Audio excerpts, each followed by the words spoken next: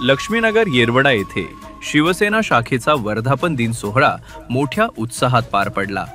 शिवशक्ती, भीमशक्ती, लहुजी शक्ती आणि मराठी मुस्लिम शक्ती यांच्या एकत्रित योगदानातून 1984 साली स्थापन झालेल्या या शाखेच्या कार्याचा गौरवपूर्ण आढावा यावेळी घेण्यात आला। ज्येष्ठ शिवसैनिक दीपक शिंदे, सामाजिक कार्यकर्ते भूषणदादा जाधव आणि सौ गोपिकाताई प्रशांत जाधव यांच्या सौजन्याने हा कार्यक्रम भव्य आणि शिस्तबद्ध पद्धतीने आयोजित करण्यात आला। प्रमुख उपस्थितीमध्ये शिवसेना उपनेत्या श्रीमती सुषमाताई अंधारे आणि ज्येष्ठ शिवसैनिक माजी शिवसेना शहर प्रमुख पुणे श्री रामभाऊ पारीख यांनी आपली उपस्थिती नोंदवली। त्यांच्यासह शहर प्रमुख संजय मोरे यांच्यासह अनेक शिवसैनिक उत्साहात सहभागी झाले। सध्या काही इलेक्शन आहे का? नाही। इलेक्शन कुठे आहे? नगर परिषदेला। आज नगर परिषद पुण्यात आहे का? अजिबात नाही। आज नगर परिषदेचा फॉर्म काढून स्क्रुटनीचा दिवस आहे। स्क्रुटनीमध्ये 2 ठिकाणचे फॉर्म इनव्हॅलिड ठरलेत। एक फुरसुंगीचा इनव्हॅलिड ठरलाय, अंबरनाथचा ठरलाय। प्रत्येक नगर परिषदेचं रिपोर्टिंग घेते की कुठे फॉर्म आपला इनव्हॅलिड झालाय का, फॉर्म कुठे क्लिअर झालेले आहेत आणि त्या ठिकाणी जे प्रॉब्लेम आहेत, मग कुठे इलेक्शन कमिशनच्या सोबत हिअरिंग लावून घेणं असेल, कुठे कोर्ट ऑर्डर घेणं असेल, असं सगळं चालू आहे। मग हे सगळं चालू असताना जिथं इलेक्शन नाही तिथे का बरं यायचं? तर त्याचं पहिलं कारण, जेव्हा ज्या शिवसैनिकांनी शिवसेना इथे वाढवली, घडवली, जसं म्हटलं की दीपक पायगुडेंसारखा एक आमदार आम्ही इथून दिला, तुम्ही नुसता एक आमदार दिला नाही तर बापूसाहेब पठारे यांना या संपूर्ण वडगाव शहरी विधानसभा मतदारसंघातनं सगळ्यात चांगलं लीड जर कुठे असेल तर ते येरवडा आणि खराडीतला येरवड्यातलं लीड महत्वाचं आहे। त्यामुळे तुम्ही बदल स्वीकारणारी माणसं आहात, तुम्ही महत्वाची माणसं आहात। तुम्हाला नेमकं कळतंय की खरंच या देशामध्ये आज घडीला नेमकं काय चाललेलं आहे।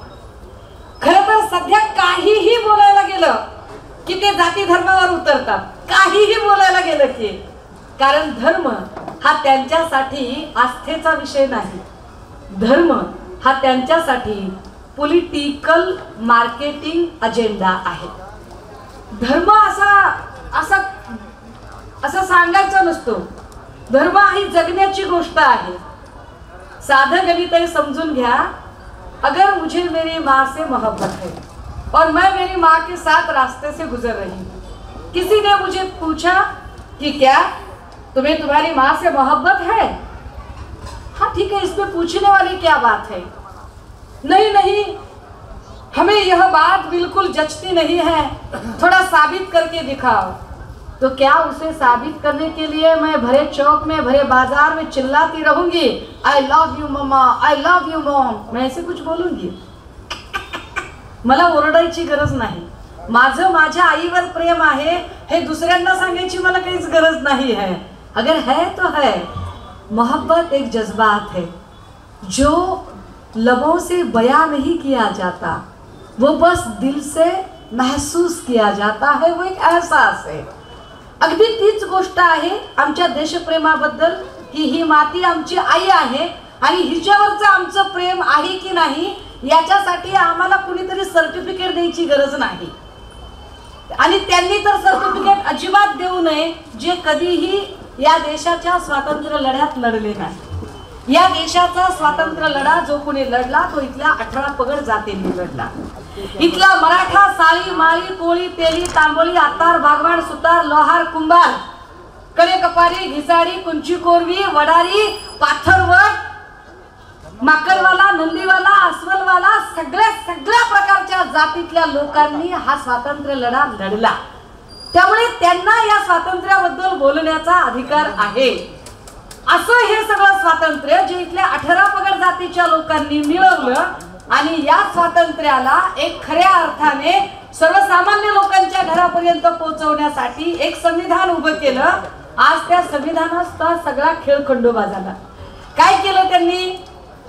ज्या देशामध्ये या संविधानाने सर्वोच्च व्यवस्था ही न्याय व्यवस्था सांगितली होती, त्या सर्वोच्च न्याय व्यवस्थेच्या सरन्यायाधीश पदावर बसलेल्या व्यक्तीकडे बूट भिरकावून मारण्या इतकी हिम्मत जर या लोकांची वाढत असेल आणि त्याचा समर्थन निर्लज्जपणे करणारा एक वर्ग तयार होत असेल तर अशा वर्गाला सांगितलं पाहिजे की आम्ही अजून जिवंत आहोत. हे सांगण्यासाठी म्हणून आपण एकत्र आहोत. आपण काय एकत्र आहोत तर ते म्हणतात की तुम्ही न्याय मागायला जा. कसं जायचं बरं? भाजपची प्रवक्ता असणारी महिला जर न्यायाधीश म्हणून तिकडे बसणार असेल कोर्टामध्ये तर अपेक्षा कशा करायच्या बरं आपण या सगळ्यांकडून? ते म्हणतात की नाही नाही, मग बिहारमध्ये काय झालं, मग इथे काय झालं.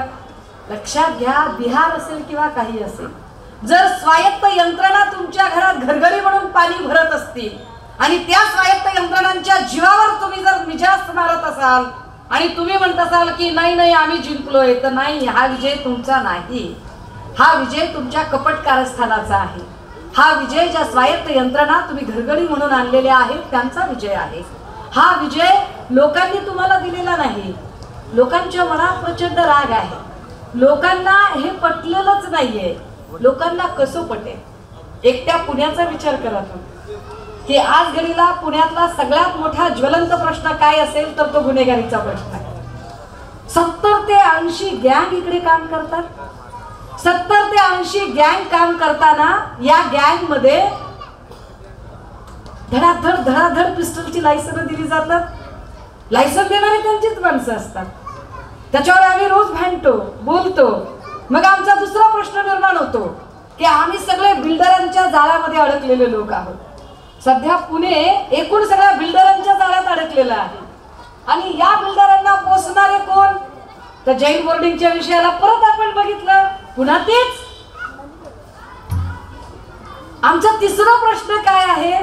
तो आमच्या रहदारीचा आणि वाहतुकीचा प्रश्न आहे. नवले ब्रिजची घटना, सलग 2 दिवस ज्या पद्धतीच्या घटना घडल्या. नवले ब्रिजला वर्षाला किमान 250 ते 300 लोकांचे जीव जाणं हे इथल्या जे पुण्याचा नवा शिल्पकार म्हणवणारे जे गावठी चाणक्य आहेत त्या गावठी चाणक्यांचा हे अपयश आहे की त्यांना ते जमत नाहीये करायला. आता अशा सगळ्या परिस्थितीत आपण लढायचं ठरवतो बा. मग काही जण म्हणतात ताई इतके मुठभर लोक लढू शकतील का? होय, मुठभर लोक लढू शकतात. कसे लढू शकतात मुठभर लोक? अरे दादा हो, क्वांटिटी मॅटरच करत नाही, क्वालिटीच मॅटर करते कधी पण. म्हणजे कितीही पत्त्यामध्ये 52 पानं असली तरी हुकमाचा एकच असतो. त्यामुळे क्वांटिटीच मॅटर करते. म्हणजे ह्या भाषेतलं लवकर कळलं म्हणून ह्या भाषेत सांगितलं, बाकी काय नाही. 100 कौरव असले आणि पांडव 5च असले तरी 5 पांडव पुरून उरतात. कारण क्वालिटी मॅटर करते, क्वांटिटी अजिबात मॅटर करत नाही. जेव्हा जेव्हा इतिहास लिहिला, शिवबांचा इतिहास सुद्धा निवडक लोकांनी केला, तरीही आपल्याला लढायचं आहे. आणि लढताना अशा एका वातावरणात लढायचं आहे की नेमकं इलेक्शन पुढे आलं की ते तुमच्या खात्यात 3000 टाकतील, नाही तर 10000 टाकतील. आपल्याकडे 3000 टाकले, बिहारमध्ये 10000 टाकले. पण 10000वर कुणी मत विकेल असं मला अजूनही वाटत नाही.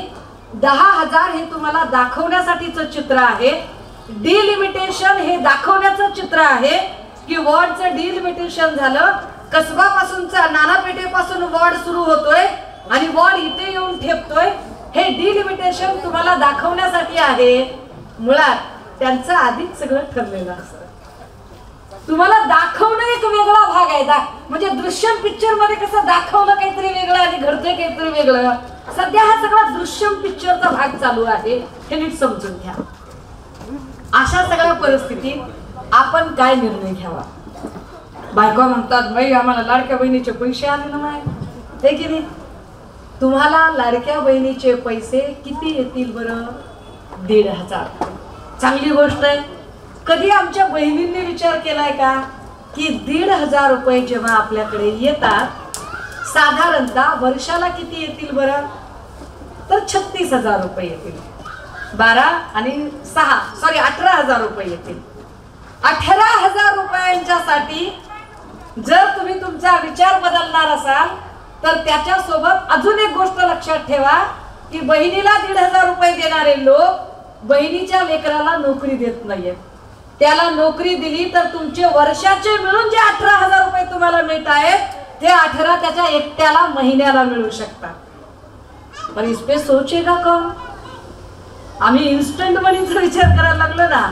बरं बहिणींच्या पण लक्षात येईल साला भाऊ कधी जाहिरात करत असतो का? बरं भाऊ कधीतरी जाहिरात करतो का की भाऊ बहिणीला भेटायला जातो, कधीतरी तिच्या सासरी जातो, येता येता ती सांगते दादा लेकरू जरा आजारीच आहे बरं का, ह्यांचं लक्ष नाही, पिंट्याला मला जरा दवाखान्यात न्यायचंय, आणि भाऊ 500 रुपये देतो, 1000 रुपये देतो।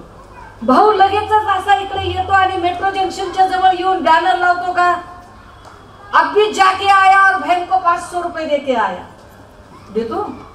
भाऊ बॅनर लावत नाही, भाऊ जाहिरात करत नाही। हे भाऊ नाहीये, हे व्यापारी आहेत। व्यापारी जाहिरात करतात, भाऊ जाहिरात करत नाही। पण हे इतक्या वेळा सांगूनही बहिणींच्या लक्षात का बरं येत नाही? तर प्रॉब्लेम असा, आणि ते पुन्हा पुन्हा का सांगावं लागतं? तर पुन्हा एकदा सांगितलं पाहिजे की या देशाचा प्रॉब्लेम असा आहे की लोक दारूची दुकानं शोधून शोधून काढतात, तूप मात्र ओरडून ओरडून विकावं लागतं।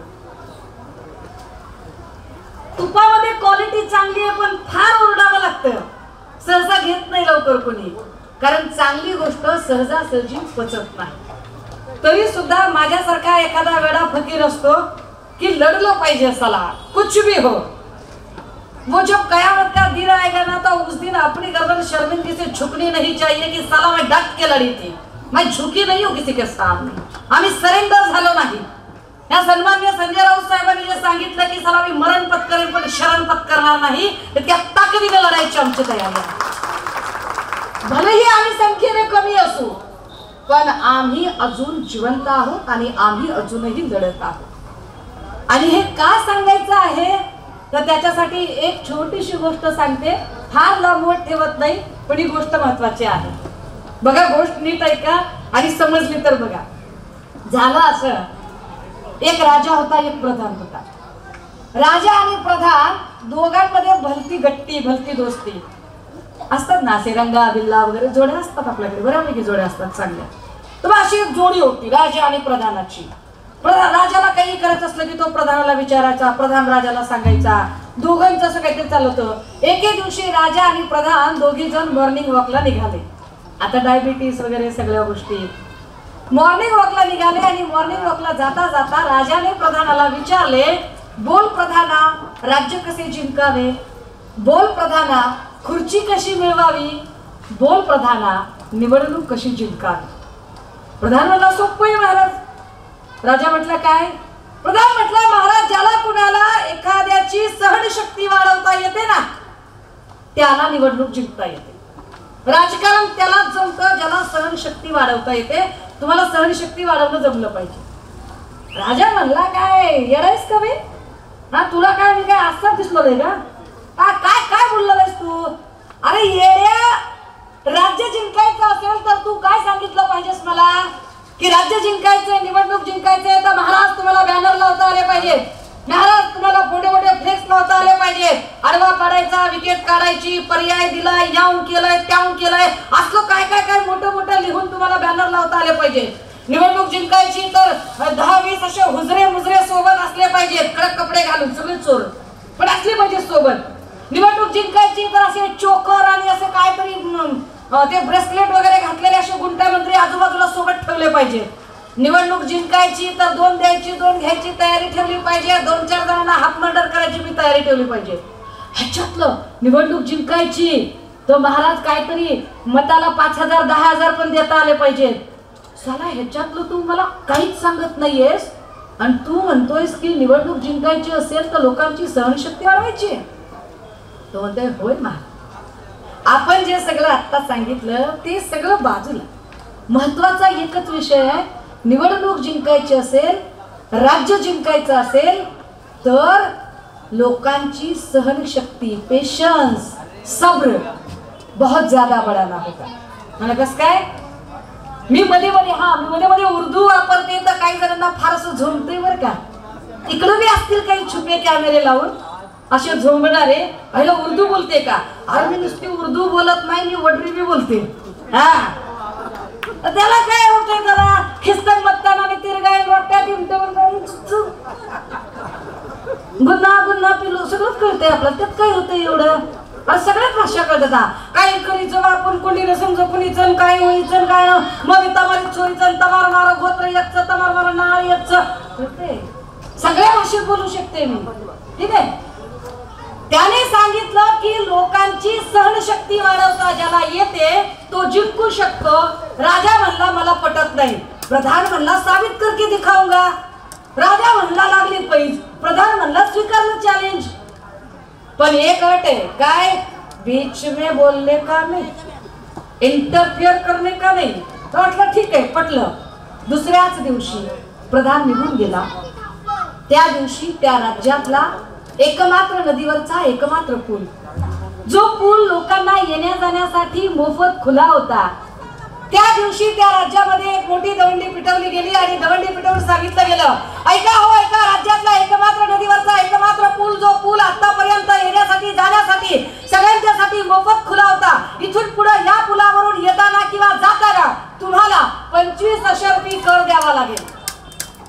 लोकांनी ऐकलं की अरे 25 रुपये कर द्यावा लागेल. कसं काय 25 रुपये कर? काय जण लय वेळ आहेस का बे?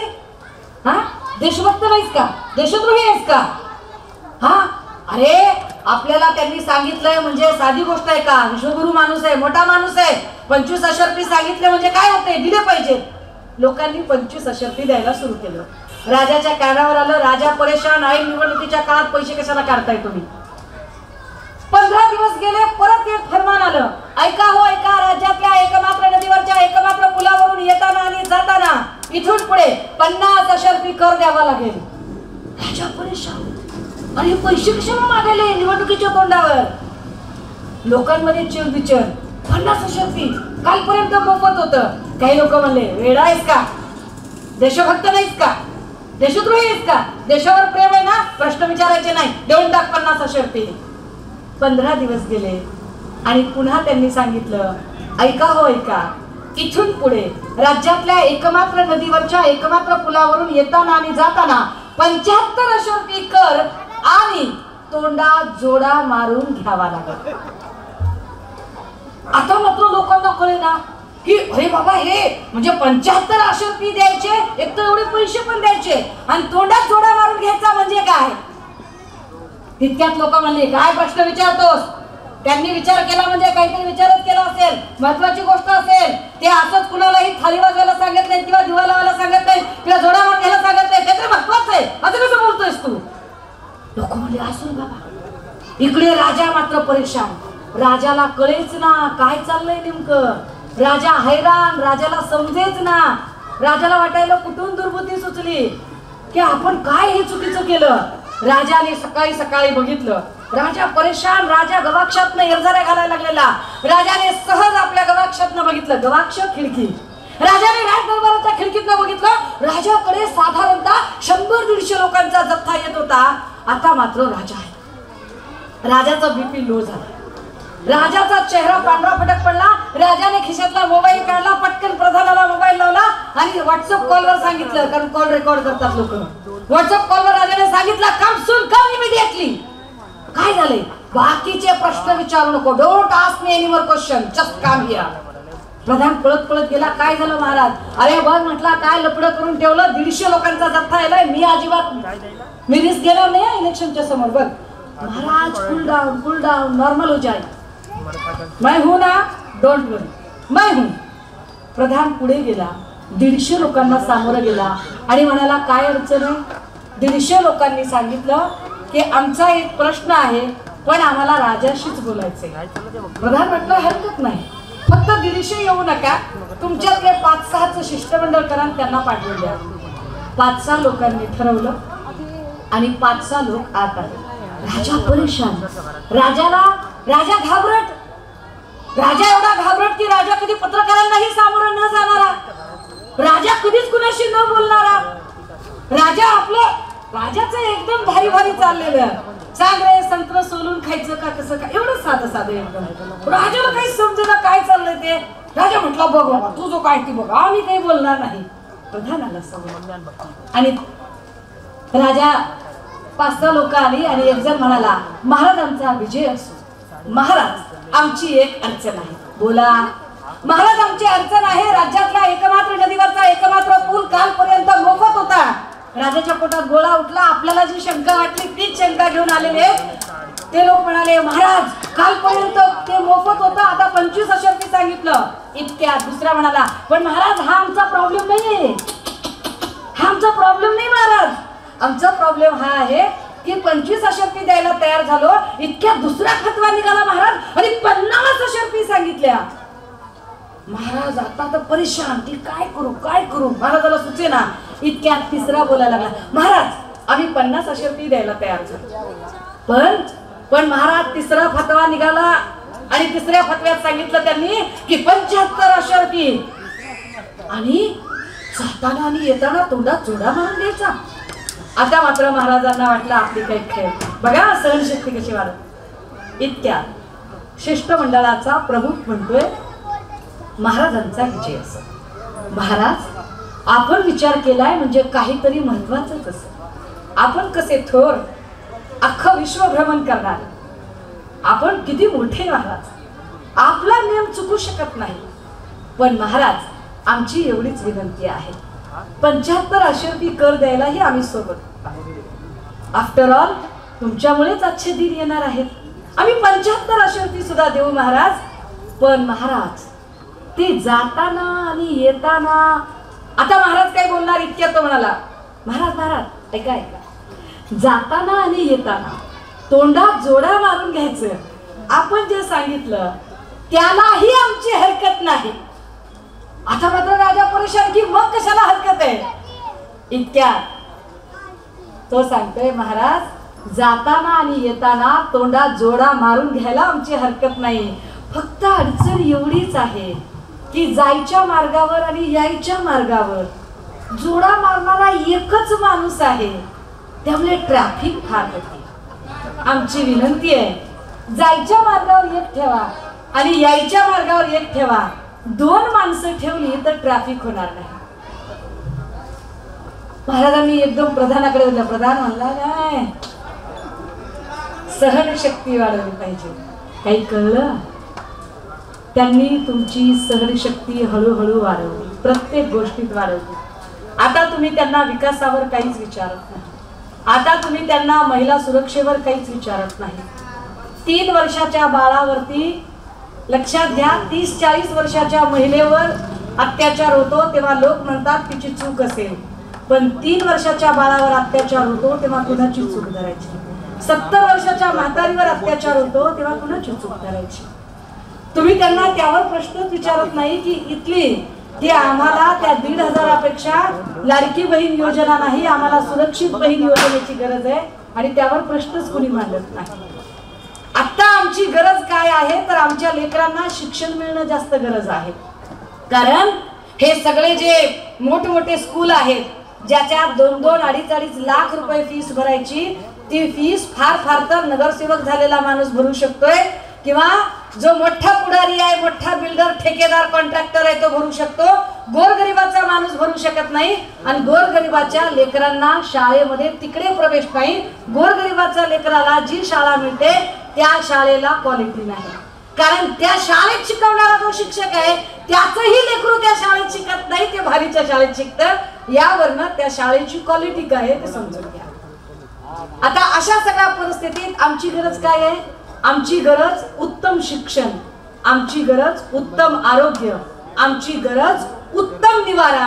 आणि नेमक्या त्याच गोष्टी आम्हाला उपलब्ध होत नाहीत. एखादी तनिषा भिसे सारखी महिला दगावते, निव्वळ तिच्या बाळंतपणाला पैसे डिपॉझिट भरले जात नाहीत आणि मंगेशकर हॉस्पिटल त्याला अजिबात ऍडमिट करून घेत नाही. आपण हॉस्पिटलला बोल लावतोय, पण आपण असा कधी विचार केलाय का की आमदाराचा पीएचे जर हे हाल असतील तर सर्वसामान्य लोकांचे काय हाल. खरंच जर आमदाराच्या पीए ऐवजी आमदाराचीच बायको ऍडमिट असती तर ती दगावली असती का. आमदाराचीच बायको असती तर तिला 1.5 लाखासाठी थांबावं लागलं असतं का, तर तिला थांबावं लागलं नसतं. याचा अर्थ असा आहे की भांडवली अर्थव्यवस्थेमध्ये आम्ही सगळे बाहुले झालो. आम्हाला 1,000-1,500 रुपये देऊन तोंड बंद केली जातात, पण आमचे प्रश्न समजून घेतले जात नाहीत. आणि आमचा प्रश्न काय आहे तर आम्हाला चांगलं आरोग्य हवंय, चांगलं शिक्षण हवंय. आणि आमचा जेव्हा आम्ही आरोग्य विचारतो, हिंदू नाहीस का? आम्ही शिक्षण विचार, हिंदू नाहीस का? आम्ही सुरक्षा, हिंदू नाहीस का? अरे काय चाललंय तुझं? अरे दादा तुझ्या महागाईचा फटका सगळ्यांनाच बसतोय. असं काही आहे का? असं आहे का काही की बाबा हिंदूंना 800 रुपयाचा गॅस आहे आणि मुस्लिमांना 400चा गॅस आहे? हिंदूंना पण 850 द्यावे लागतात आणि मुस्लिमांना पण 850 द्यावे लागतात. हिंदू आणि मुस्लिमांना एकसारखी झळ आहे. ट्रॅफिकची झळ एकसारखी आहे, महागाईची झळ एकसारखी आहे, सुरक्षेची झळ एकसारखी आहे. मग हे भेदभाव करणारे कोण आहेत? तेच आहेत ज्यांना तुमच्या विकासाबद्दल बोलायचं नाही, तुमच्या आरोग्याबद्दल बोलायचं नाही, तुमच्या शिक्षणाबद्दल बोलायचं नाही, तुमच्या कुठल्याही प्रश्नावर ज्यांच्याकडे उत्तरं नाहीत. ते तुम्हाला जाती धर्मामध्ये भांडणं लावतील, कधी सांगतील. त्यांच्या हे लक्षात आलंय की हिंदू मुस्लिम करून चालत नाही. आता मुस्लिम इतका समंजस झालाय की त्यांनी काहीही केलं तर मुस्लिम रिॲक्टच होत नाही. मध्ये मध्ये ते म्हणाले किसी मुसलमान से कोई चीज मत खरीदो. अरे वा, चांगली गोष्ट आहे, मत खरीदो. आम्हाला पण वाटतंय खरंच कुठल्याच मुसलमानाकडून काहीच खरेदी केली नाही पाहिजे, पण त्याची सुरुवात कुठून केली पाहिजे? आखाती राष्ट्रांकडून अजिबात तेल विकत घेऊ नये. बिलकुल तेल, मुस्लिम राष्ट्र आहेत ना, कशाला तेल विकत घेताय त्यांच्याकडनं? पहिल्यांदा तुम्ही तुमचं तेल निर्माण करू शकताय का बघा. जमतंय का त्याच्यात तुम्हाला स्वयंपूर्णता करणं? काय बोलतात हे? ज्या लाल किल्ल्यावरून तुम्ही फ्लॅग होस्टिंग करताय, तो लाल किल्ला कुणी बांधला त्याचं तरी जरा भान बाळगा की. ह्या सगळ्यांवर जर बोलायचं झालं, बात निकलेगी तो दूर तलक जाएगी, पर अभी अपनी बात यहाँ तक सीमित रखती हूँ. एक लक्षात घ्या दादा हो, या सगळ्या धबडग्यामध्ये महापालिका इलेक्शन कदाचित फेब्रुवारी मार्च मध्ये पण लागेल का नाही अशी परिस्थिती आहे. कारण फेब्रुवारी मार्च मध्ये जर भाजपला वाटलं की नाही आपल्यासारखी परिस्थिती नाहीये, तर हे इलेक्शन अजून 4 महिने पुढे ढकललं जाऊ शकतं. आणि गेली 2 वर्ष प्रत्येक इच्छुक भावी हा नुसते पैसे खर्च करतोय. आता होईल इलेक्शन, मग होईल इलेक्शन, अजूनही खर्च करतोय. कदाचित फेब्रुवारीत तर पुन्हा पुढे 3 महिने जाऊ शकतात, काय सांगता येत नाही. आपण मतदार आहोत, आपल्याला काही वेगळी तयारी करायची नाही. शिवसैनिकांनी अन्यायाला ठाम प्रतिकार करत सर्व जाती धर्मांच्या कार्यकर्त्यांना एकत्र ठेवत एक पक्ष, एक झेंडा, एक नेता ही तत्वनिष्ठ भूमिका जपलीये. हिंदू हृदय सम्राट स्ववा बाळासाहेब ठाकरे यांना दैवत मानत समाजात निष्ठा आणि लोकप्रियतेची परंपरा आजही दृढपणे कायम आहे.